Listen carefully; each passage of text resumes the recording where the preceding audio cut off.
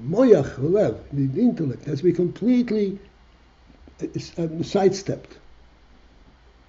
As long as it can explain what's happening in the world in a tangible way, I understand it. I'm the wisest of men. As blind as I am. So moyach v'lev means that the moyach, the seichel, recognizes its truth, not the world structure. This is a ruchnistic, this is a spiritual concept, principle. And that has to be bipnimius. That means that the moyach should actually understand and relate and see this truth. See the truth to the point where he wants to relate to it. So live at that level.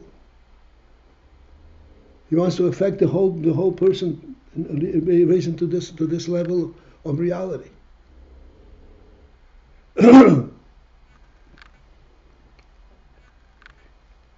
Moyach, I said, it's such from chochmah, the most vulnerable of all the koiches, because it's the finest. And then from chochmah he has to go down into bina, and from bina he has to go down in das. And from das it comes in 11 into the heart, into midas.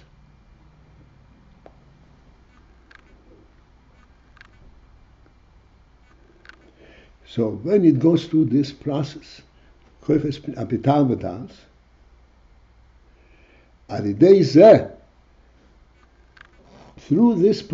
pathway,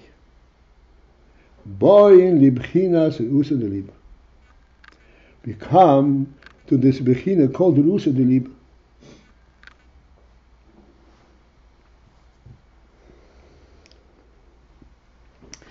Rusa de Liebe, as we already discussed, is a phenomenal thing. This is like the essence of the heart, the truth that the heart possesses. This is what's revealed in Rusa de Liebe. How do you reach this truth of the heart? It is when you present the truth of the moyach. Then from that you can present this truth of the moyach to the heart.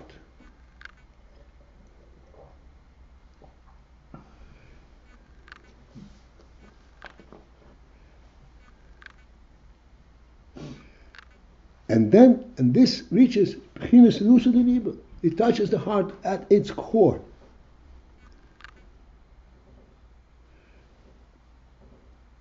Again,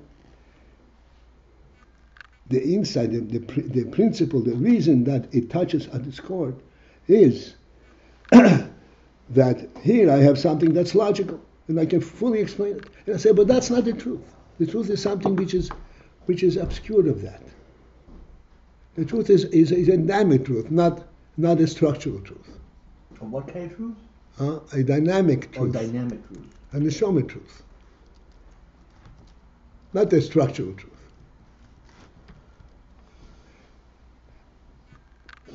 Thereby you reach the pnimis of the heart, and you reach Rusa de Liebe.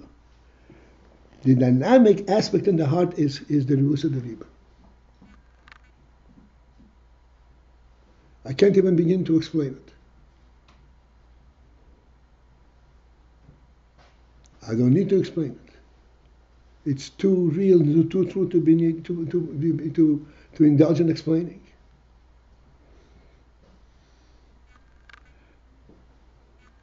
This is how you come to Rusa de Liebe. You come, in other words, to touch the real life element in the heart.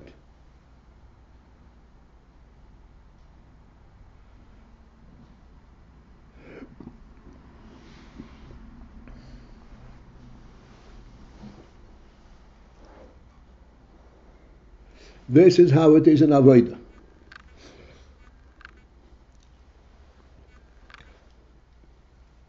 Excuse me.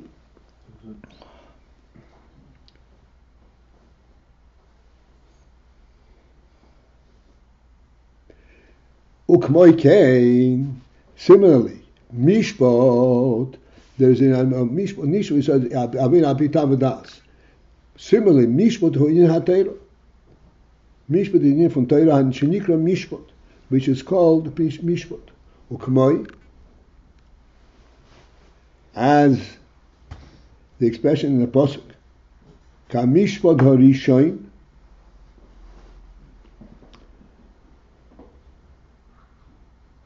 Ka Mishpat HaRishoin, this is a Pasuk by Sar HaMashkin. Huh? Yeah, no. Sar HaMashkin.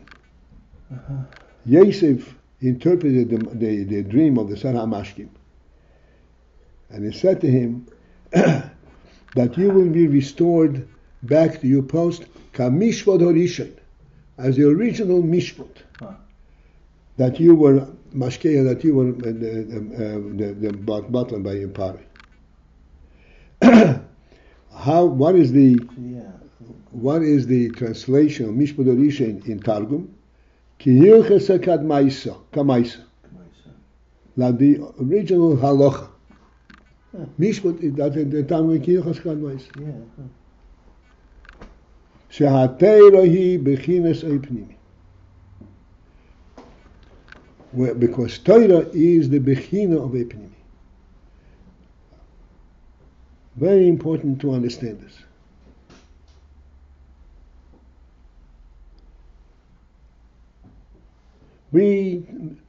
Torah is so to speak, is the divine law, and we say you have to take it by Kabbalah sale, and you cannot question it. You must not question it.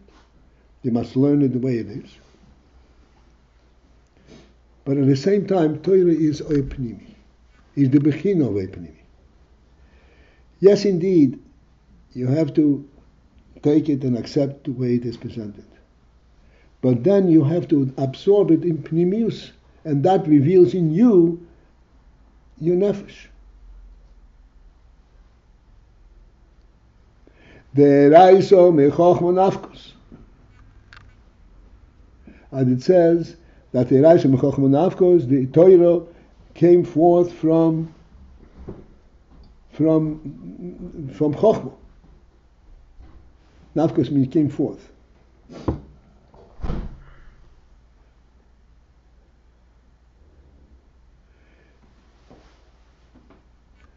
So even though Eraisa is a directive, is a command, so to speak, a divine command, but mechochmah nafkos, it represents chochmah lekis.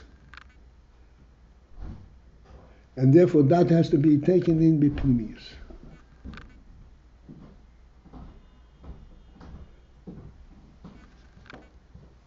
For example,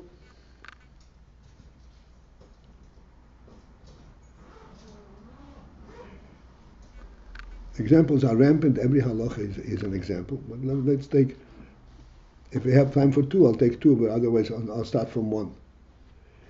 The halachas of food, the principle of what food is permissible. And the classic thing is that the Torah forbids shkotzim or mosim. That which by the Goyim is called a luxury, a delicacy. The Torah says this is an abomination.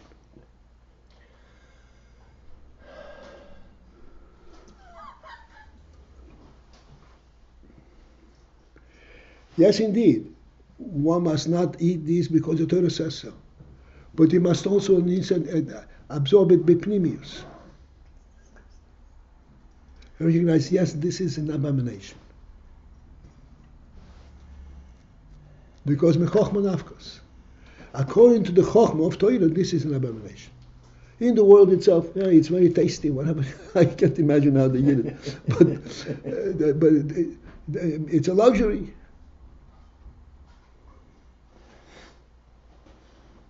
But mechochmah nafkos, it represents chochmah. And our Indian is to take it b'pnimius until you reach and see the chochmah element in it.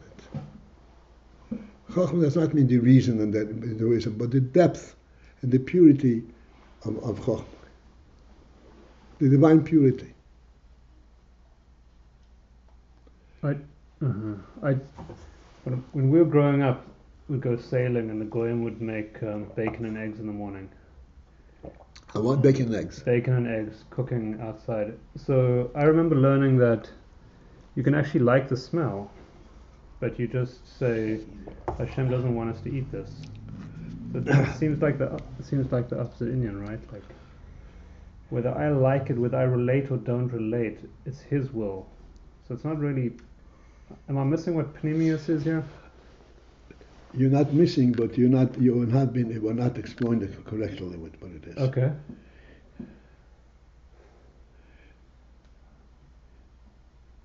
When you say whether I like it or I don't like it, in you itself, there are many levels. My palate may like it. If you ignore your own chochmah, your own refinements,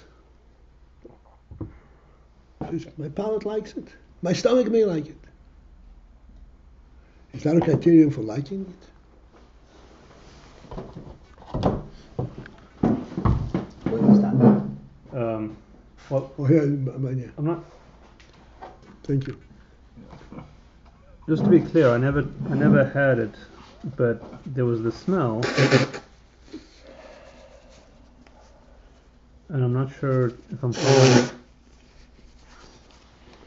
I'm not sure if I'm following what the. So I'm explaining it. If you know that this is a smell of pork, of a food that's prohibited. Prohibited is not prohibited from a neshama perspective. Not because it's not healthy. Not because it's physically not clean. But because your neshama cannot be relate to this. Okay, so on the external level, if you find the smell appealing or whatever, that's lefi guf. And so that's where it's not a problem if you have a degree of sort of, you're not disgusted. That's right. The thing is like this, that a yid whose thought process has not been contaminated, if he hears that this is the smell of pork, he is ready to vomit.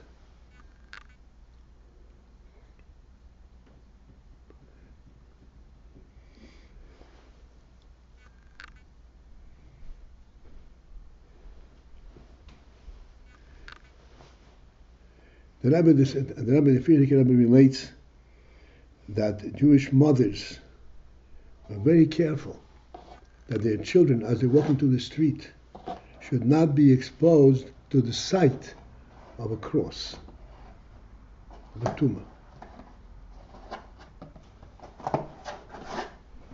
What's the sight of a cross do? Clearly, the child doesn't take it seriously, does not begin to relate to it.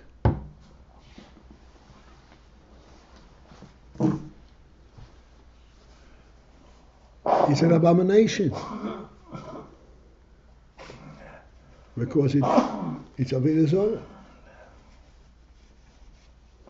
They were very careful to direct their children to go around and around and around to avoid